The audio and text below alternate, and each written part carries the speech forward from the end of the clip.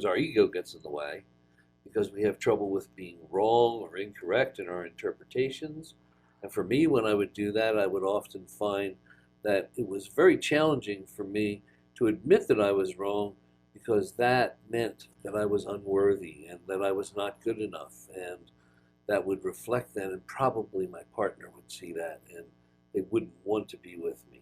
Michael would say one thing, and it would trigger me of what maybe my dad said when I was little, or my mom, or sisters and brother.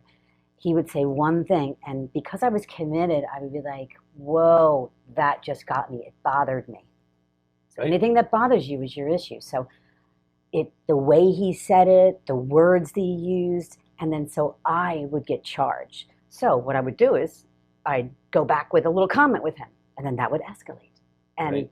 no, that wouldn't work for a relationship. So what I would do is say, what did I say? So in the beginning, when that would happen, as she would say something that would escalate it, it would often trigger some unknown feeling I had, and then I would respond. And then we'd go back and forth, and nothing would get accomplished. So as we've done this, we've had to figure out what triggers us, what triggers each other, to understand each other.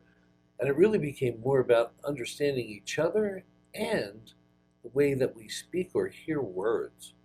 Because we all hear words a little differently, and we all interpret them a little differently, as well as when it's said, who says it, the way they say it, their gestures, their voice tone. I was hypersensitive to voice tone when I was a Oh, and I talk very loud, right? Sometimes I remember that. kid. But yeah. So you go. And so when you're hypersensitive to voice tone, now you always are interpreting something. There's some secret meaning behind what somebody's saying when they say, well, if you want to, it's okay with me.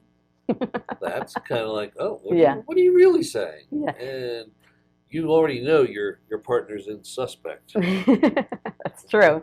And it's important to support your partner by saying those words, Michael, don't say those words until I get over my issue. Can you not say them? But after a while, you have to do the issue. You have to get over it and work through it, which, that's what we do for a living. We help people that do that. Yeah, otherwise they keep reoccurring, and we didn't want that. So No, we didn't. we had a lot to go through. She had traumas in her life. Like she mentioned, she was sexually abused as a young child, and for me, I was verbally, emotionally, and sometimes physically abused when I was a child. So you have to grow through those and see things differently, because in those you grow out of that feeling like you're a victim, like life is against you, and you always have to be on guard, especially when you're in an intimate relationship. You must be on guard because you know that that person's going to hurt you. Well, it isn't really true, it isn't really their intent, but from your childhood wounds, at least for me, that brought that into the relationship, and I had to rediscover that and work through that. And I told you we were going to get personal about our relationship. So I'll tell you something. When I used to freak out because I was in an issue, a pattern, and I would scream or raise my voice or whatever, or even manipulate, at one point, I remember when I stopped doing it, I saw the little boy in him react, and the love that was hurt. And I was just like, I stopped in the middle of the yelling and said, I'm so sorry, Michael.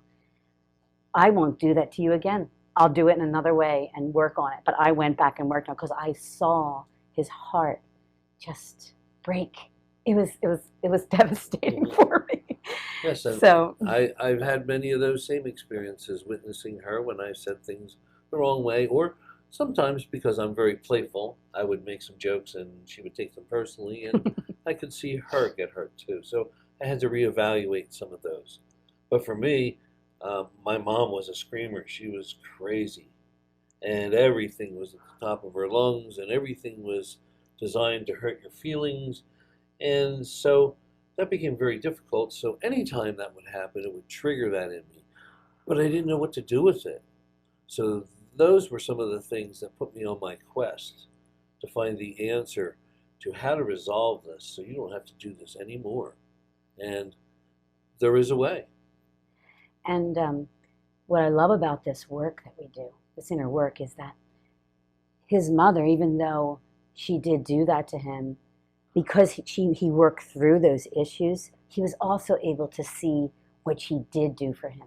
That, you know, talking Mhm. about your appearance and how, hey man, Mhm. you're okay, you Yeah. look good, and she did that, do those things, which is So, nice. Same so with my even though, family. yeah, even though there was a lot of, we'll call it negative things, there was quite a few good things that I actually couldn't recognize till I was in about my 30s, Yes. and that that took quite a bit because I was still too busy with the wounds. But once I got over the wounds, I really started to appreciate some of the gifts that my parents did give me that they didn't even realize they were giving me. Right. And so to realize that what happened to my parents caused them to do what they did. So it wasn't even their fault. They were actually simply repeating what they had unconsciously learned and was interfering with their own relationship, and they weren't aware of it. So I was blessed enough to become aware of that and change my life. Unfortunately, my parents were not. Mm-hmm. But they had a lot of beautiful information that I got, even though the wounds that I had to recover from caused a lot of healing, a lot of self reflection. So this happens to all of us. We all have our different version, we all have a different way, but we all experience this because we're human beings. We're feeling beings. Well said, Michael.